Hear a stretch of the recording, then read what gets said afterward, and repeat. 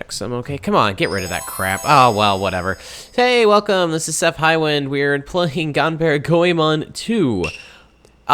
So just a bit of a heads up, I don't know Japanese. I'm not going to pretend I know Japanese. I just love the Ganbare Goemon series a lot, despite the fact that we kind of got gypped here in the States and only got 4 out of the many games of this series. Mainly because for this game series, it was... Konami didn't think that Western players would understand the humor and jokes in these games, which... I guess to their credit, they would be correct. But this stands as to be one of my favorite series that Konami has placed out. I hold the original Mystical Ninja starring Goemon on the N64. It's really one of my favorite hidden gems in the N64 library. No, we don't want the demo video. Okay, I'm done about my explanation about why I love this series and so on and so forth. So, I kind of know a little bit about this storyline to this game, but really I'm just gonna wing it to the best of my ability, and I might have to use an FAQ for one of the towns if I remember correctly. So we're gonna get started. The thing I like about Ganbare Goemon 2 though is that this is the first game that I get to play as Suzuki the Clockwork Ninja, which is easily one of my favorite characters in this series. File 1. I don't know what I'm doing. So they also get starting money from the looks of it. So we can play as everyone's favorite Goemon, Ibisumaru, who I've never liked in these series. Or we can play as Suzuki, which, yeah, plays the best character in the entire game.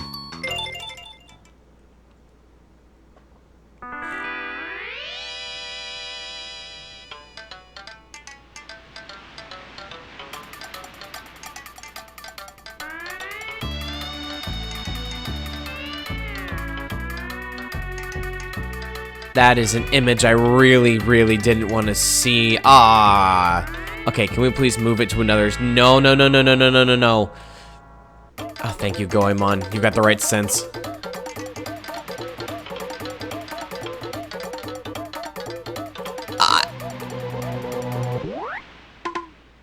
No.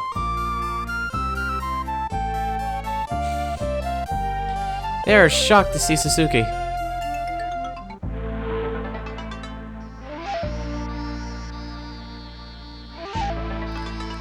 If I remember correctly, the storyline of this is that there is like a Western general who comes to Japan with the intent of Westernizing the Japanese culture and influences.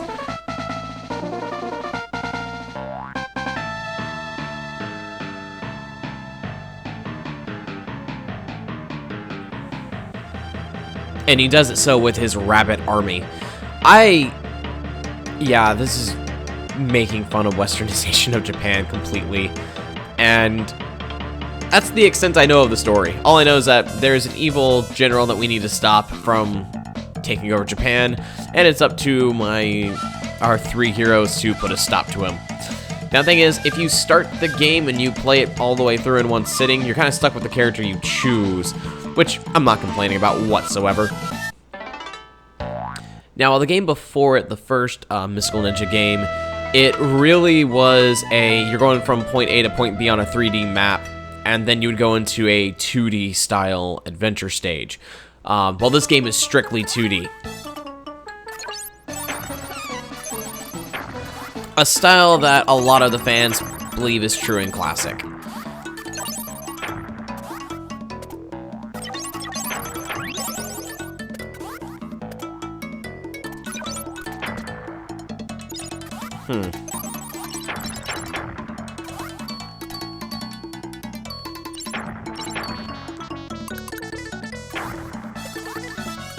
Okay, so I can't drop down there for some reason.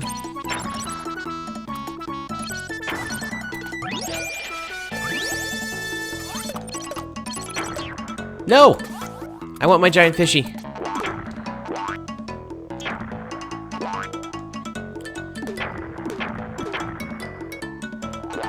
This honestly reminds me of the giant fish from Kirby, because he's dead now. Because he's absolutely pointless on land, but the second you get him in water, he is speedy.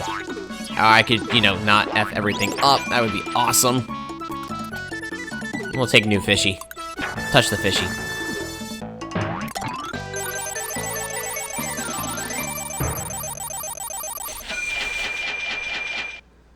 Ooh, that was a weird sound effect. And yeah, the game features a Super Mario World style 3D map. Well, not 3D map, but just map in general. So let's move on to our... Nope, wrong button. There we go.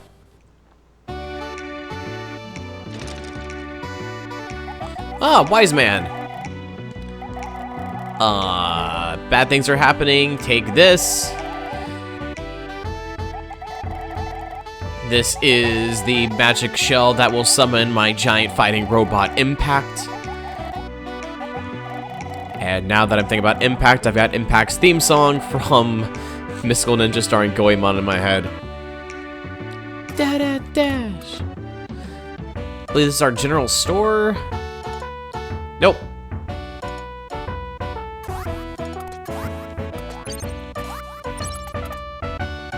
Now, if we wanted to, we could harm the people and we'd get the police on our tail. So let's try to avoid that. All right, soups. No, I'm doing good on health. I'm pretty sure I can find a dumpling drop later on somewhere. Don't care what. That's gonna be most of this of the town stages is me running around looking at people and saying, "Hey, what do you have to offer?" Nothing. Okay, well we'll just kind of ignore you and move on with our situation. Ah, here we go. This is the store I want. So we can buy, if we want to, straw hats, straw raincoats, and rice balls. Oh, come on. I was trying to buy it. Ah.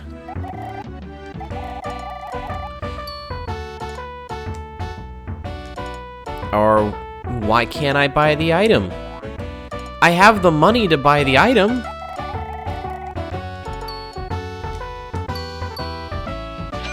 There we go. So rice balls, when your health runs out, they will automatically replenish your health when you hit 0. The hats and raincoats will raincoat protects you from physical attacks, and the hat defends you from projectiles.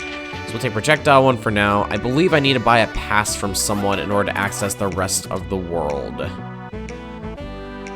Nope, that's an inn to save our game, which we might be doing. This door. Something. Yeah, hi, bye. It's a crying shame. There's a huge community. There we go.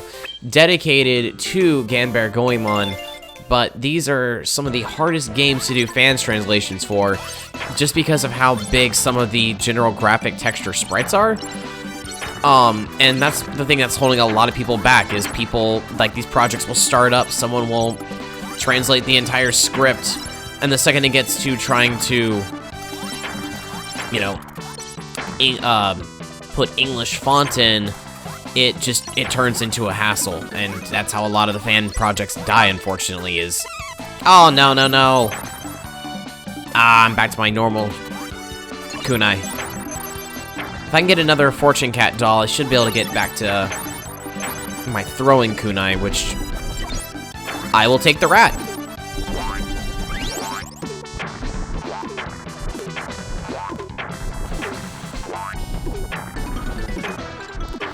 And I don't think Wise Man developed the robots for these guys. That was kind of the silly thing that we found out in Legend of the Mystical Ninja starring Goemon in N64, is the reason why the Peach Mountain Shoguns had all these advanced robotics, because they bribed the Wise Man with, well, in the American game, it was a car poster and I think stacks upon stacks of car magazines. In reality, they bribed him with a porno, a pinup poster, and a great amount of stack of porno mags.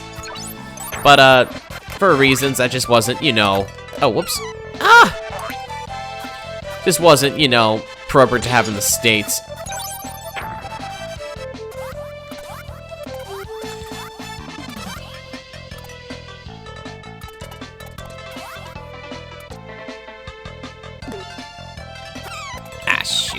And we've come to our first castle, the Great Sumo Castle. That might be the official name of this. I'm honestly not sure.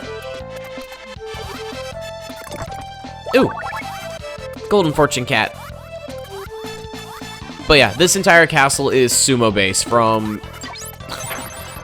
Yeah, everything in here is sumo-based from the background. The boss fight is a giant robot sumo fight with one of the rabbit generals. And even the mini sumo robots that kind of pop up around every now and then on the stage. Now, even though I don't understand Japanese, I have done my best to play through... Oh! Shoot, that sucked. To play through as much of the game as I possibly can for both 2 and 4. I really want to play Ganbare Goemon 3. The issue with that game is it is all overworld with the... Oh, sweet. With the hidden dungeons sprinkled about it. So it's very much Zelda-esque. That's where you actually be able to control Yae for the first time in the series. It's also the first game where everyone gets their magical power, so Goemon has the Super Impact, which is a ripoff of, well, parody of DBZ, and Super Saiyan. I want to say Ibisamaru could shrink in the third game, but that's also where we showcase Yae's mermaid ability for the first time. And you had to utilize all the characters and their different abilities, weapon sets to clear the dungeons. But all the dungeons were hidden in the expanse of overworld, much like Zelda. Ooh, ooh. No!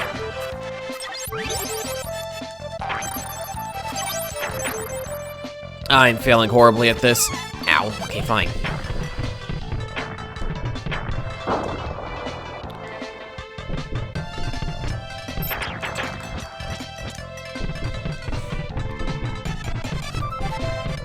So because of the amount of talking you need to do to townfolk to really progress and proceed, it's impossible for me to play that game, which I've heard from a lot of people is the best in the series.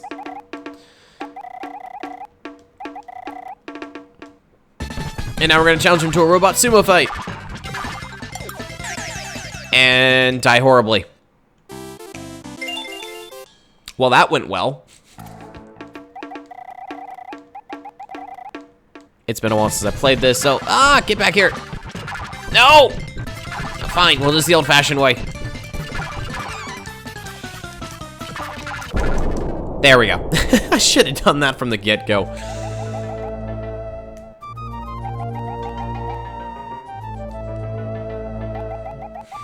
I had been defeated, but I shall... I don't know. So, the evil, furry rabbit gets away, and, now we have no choice, but we need to summon the great and mighty Impact. Because the castle's being destroyed around us.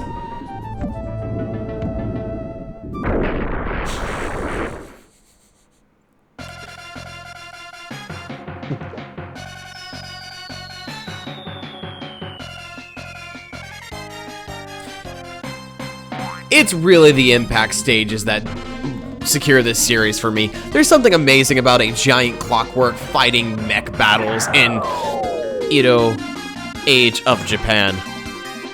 Also, just the general humor. Though the first game to actually have the laugh track wouldn't be until Ganbare Goemon 3. And it's also the laugh track that makes me very happy. So I think the Rabbit General is surprised to see that we have a fighting robot. And now we're going to tear through the peaceful countryside as we try to increase our fuel capacity for the incoming boss fight. Ah, shoot. As I...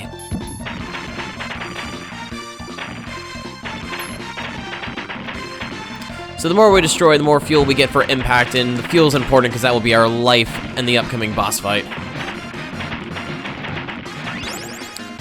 So we're just going to, you know, pretend that we are destroying the evil general's supplies and not peaceful villages that just happen to be in the way of everything that we're doing.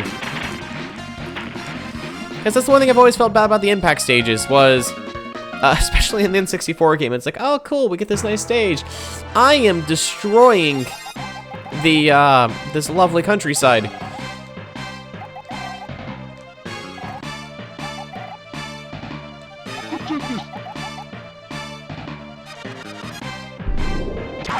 Ow. Whoops, whoops.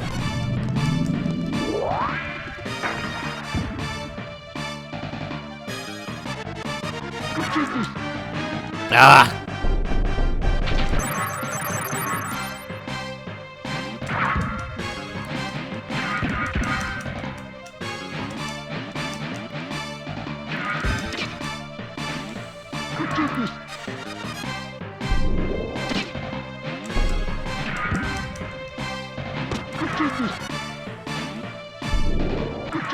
There we go.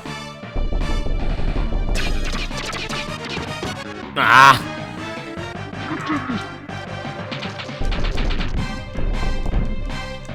And we can't punch the balls for real. For money. Ah! Come on, you are almost dead. Ah. You got 4 left. There we go. Your giant sumo bot is no more. Impossible.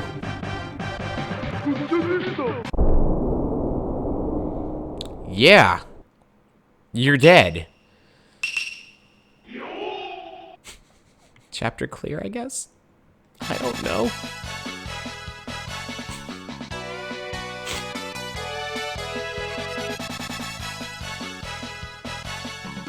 I can only assume Goemon is just like, you did it! You did it! You can pilot this mech amazingly!